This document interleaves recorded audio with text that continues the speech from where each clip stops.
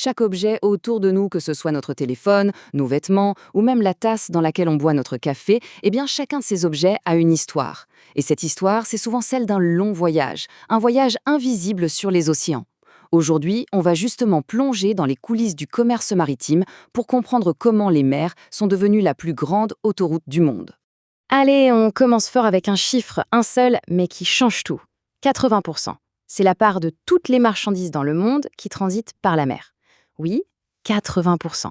Ça veut dire que presque tout ce qu'on achète, ce qu'on utilise, a, à un moment ou un autre, flotté sur l'océan.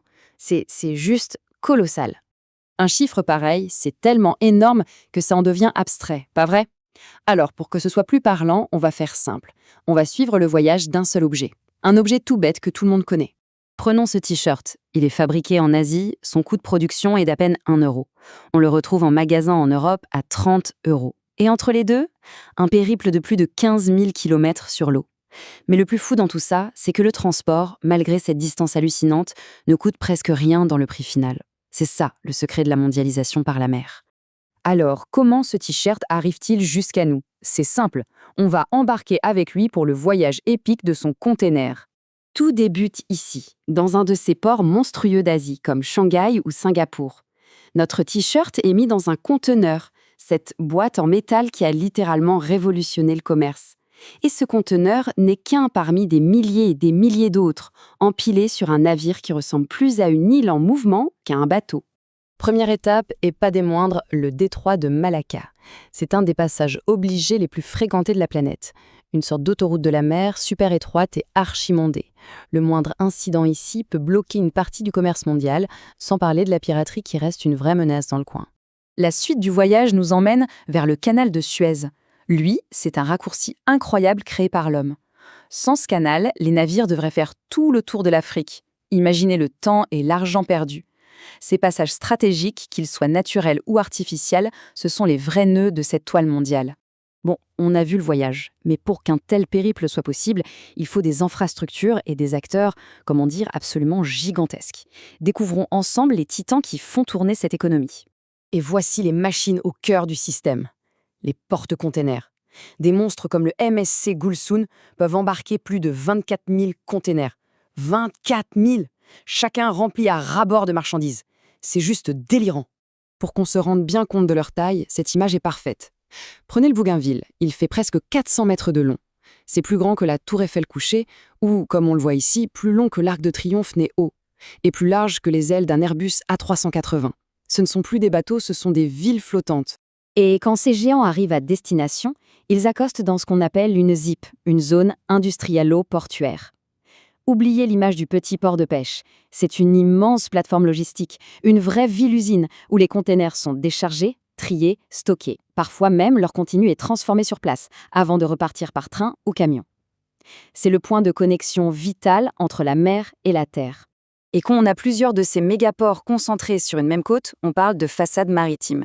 C'est le cas en Europe du Nord, par exemple. Ces façades sont les portes d'entrée et de sortie des continents, des centres névralgiques de l'économie mondiale. Mais voilà, cette dépendance extrême aux océans, ça ne fait pas que des heureux. Ça crée des richesses, oui, mais aussi d'énormes tensions, des conflits pour le contrôle des ressources et des routes maritimes. Pour comprendre ces conflits, il faut connaître un sigle, ZEE, pour Zone économique exclusive. En gros, c'est une bande de mer qui va jusqu'à 370 km des côtes, et dans laquelle un pays a le droit exclusif d'exploiter tout ce qui s'y trouve, le poisson, le pétrole, le gaz. Et c'est là que les problèmes commencent. En mer de Chine méridionale, par exemple, c'est un vrai casse-tête. Les EEZ de la Chine, du Vietnam, des Philippines et d'autres se superposent. Tout le monde revendique les mêmes zones, qui sont pleines de ressources. C'est l'un des points les plus chauds de la planète en ce moment. Pendant que les tensions montent dans les mers chaudes, très loin au nord, le réchauffement climatique est en train d'ouvrir une toute nouvelle page de l'histoire maritime. Regardez cette comparaison. C'est saisissant. La fonte des glaces en Arctique est en train d'ouvrir une nouvelle route maritime. Elle permettrait de gagner presque 2 semaines sur un trajet Asie-Europe. C'est une opportunité économique énorme, bien sûr, mais c'est aussi le symptôme glaçant d'une catastrophe écologique, le parfait exemple d'une arme à double tranchant. Tout ce système si puissant, si bien huilé, repose en fait sur un équilibre extrêmement précaire.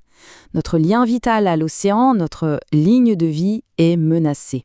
Et le prix à payer pour cette mondialisation à tout va est lourd, très lourd. La surpêche qui vide les océans, les marées noires, ce fameux 7e continent de plastique, ont détruit les écosystèmes et le changement climatique vient rajouter une couche en réchauffant et en acidifiant les eaux. C'est toute la vie marine qui est en danger. Je trouve que cette phrase résume parfaitement la situation. On a cru maîtriser les océans pour notre seul profit, mais aujourd'hui, on se rend compte que cette maîtrise a un coût et que la balance entre les gains d'un côté et les pertes écologiques de l'autre est de plus en plus déséquilibrée. Alors voilà la question qui se pose. On a bâti un système incroyable qui connecte le monde entier grâce aux océans. Mais est-ce que cette connexion, si vitale pour notre économie, n'est pas en train de détruire le lien le plus fondamental qui nous unit tous, l'océan lui-même? C'est une question qui nous concerne tous.